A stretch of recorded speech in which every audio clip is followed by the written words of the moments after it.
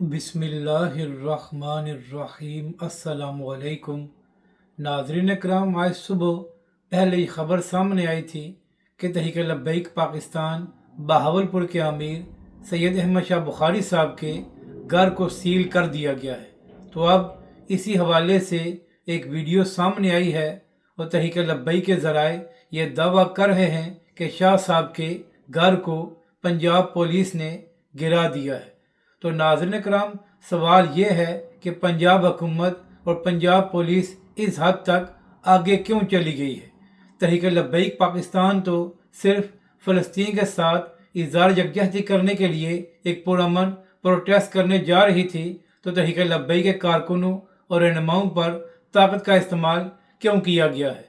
इसी हवाले से थोड़ी देर पहले सोशल मीडिया पर यह भी खबर चलवाई गई कि तहरीक लब्बैक के अमीर हाफिज साद रिजवी को गिरफ्तार कर लिया गया है। तो इसी हवाले से तहरीक लब्बैक के ज़राए ने इस खबर की तरदीद की है और कहा है कि हाफिज साद रिजवी को गिरफ्तार नहीं किया गया और तहरीक लब्बैक के अमीर हाफिज साद रिजवी अपने कारकुनों के दरमियान मौजूद हैं। तो नाज़रीन कराम, अब भी वक्त है कि हुकूमत में जो संजीदा लोग हैं वो तहरीक लब्बैक पाकिस्तान की क़यादत के साथ रब्ता करके इस सारे मामले को पुरअमन तरीके से हल करें।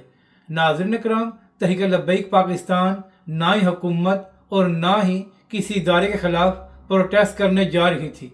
तहरीक लब्बैक पाकिस्तान तो सिर्फ चंद घंटों के लिए एक प्रोटेस्ट करने जा रही थी, जिसका मकसद ये था कि फ़लस्तीन के साथ इज़हार यकजहती किया जाए।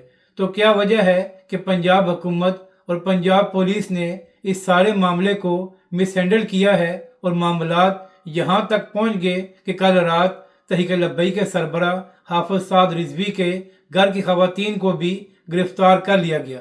तो नाज़रीन कराम, हुक्मरानों को होश के नाखून लेने चाहिए और इस सारे मामले को मुज़ाकरात के ज़रिए हल करना चाहिए।